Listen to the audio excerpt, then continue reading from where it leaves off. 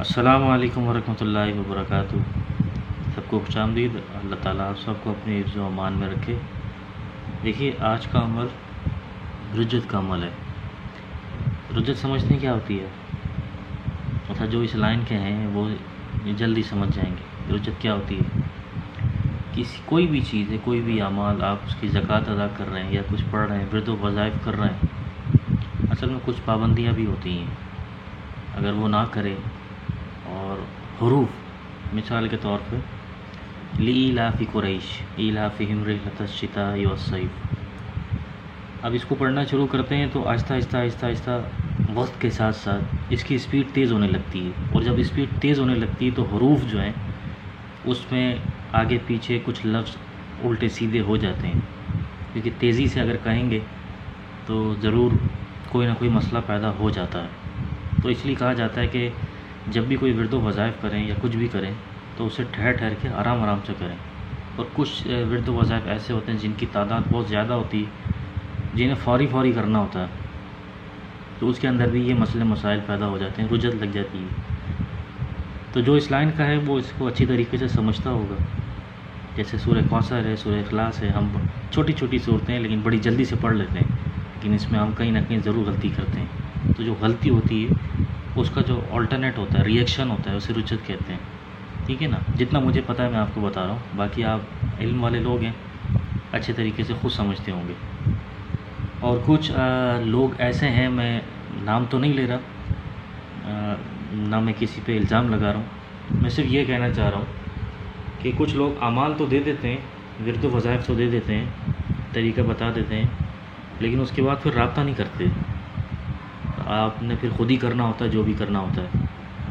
استاد استاد ہوتا ہے، شاگرد شاگرد ہوتا ہے۔ لیکن میری یہ ریکویسٹ ہے سب سے کہ اگر آپ کسی کو کوئی چیز دیں تو اس کی نگرانی بھی کریں، اسے اس کے طریقہ کار بھی بتائیں، مسئلے کا حل بھی بتائیں، اس کی حفاظت کا طریقہ بھی بتایا جائے۔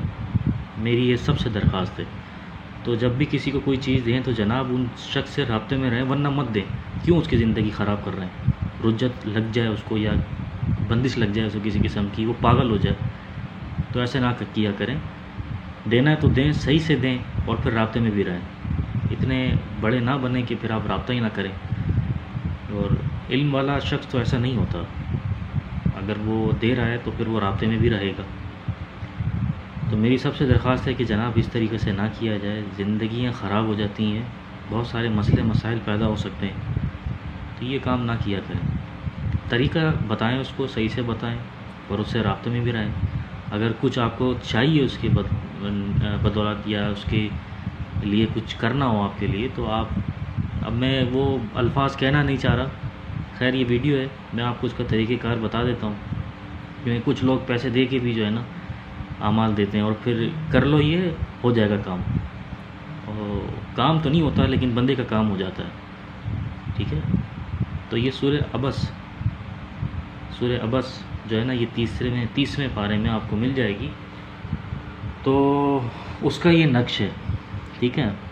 دیکھیے، کچھ لوگ ایسے ہیں جن کو رجت لگ جاتی ہے، پاگل پن ہو جاتا ہے، نفسیاتی ٹائپ کے لوگ ہو جاتے ہیں، کوئی کام نہیں ہو رہا ہوتا، دل نہیں لگ رہا ہوتا۔ ٹھیک ہے؟ اس کے لیے یہ اس کے بعد میں حروف تہجی، اس کے بعد کا عمل بھی بتاؤں گا آپ کو، ویڈیو ضرور دیکھیے گا، جلدی سمجھ میں آ جائے گی۔ دونوں یہ عمل کر لیں، جان چھوٹ جائے گی۔ روزانہ 11 مرتبہ، روزانہ 11 مرتبہ 7 دن تک، روزانہ 11 مرتبہ 7 دن تک سورہ عبس کو پڑھیں گے۔ پانی کے اوپر دم کر لیں اور پی لیں۔ ٹھیک ہے؟ اس کے بعد اس نقش کو بنا لیں۔ نقش کو بنانے کے بعد اس کو گلے کے اندر پہن لیں۔ رجت اور پاگل پن، نفسیاتی پن، الٹے سیدھے کام جو خیال ذہن میں آتے ہیں وہ سب دور ہو جائیں گے انشاءاللہ تعالی۔ نماز کی پابندی لازمی ہے، نماز کی پابندی لازمی۔ سورہ عباس کا یہ نقش ہے، روزانہ 11 مرتبہ 7 دن تک پڑھیں اور دم کر کے پانی پی لیں۔ سورہ عباس کا نقش گلے میں ڈال دیں، انشاءاللہ تعالی رجت اور پاگل پن فوری دور ہو جائے گا، ختم ہو جائے گا۔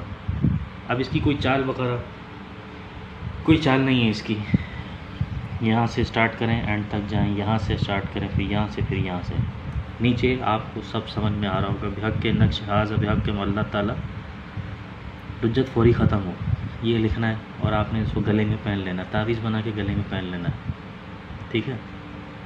اگر کچھ سمجھ میں نہ آئے تو پوچھ لیجیے گا، ویسے تو ساری چیزیں بتا دی، بہت بہترین ہے یہ۔ اچھا، اگر کسی کو رجت نہیں لگی تو ضروری نہیں ہے یہ رجت والا ہی کام کرے، یہ سورہ عبس جادو کے لیے بڑا کمال اثر رکھتی ہے یہ، ٹھیک ہے؟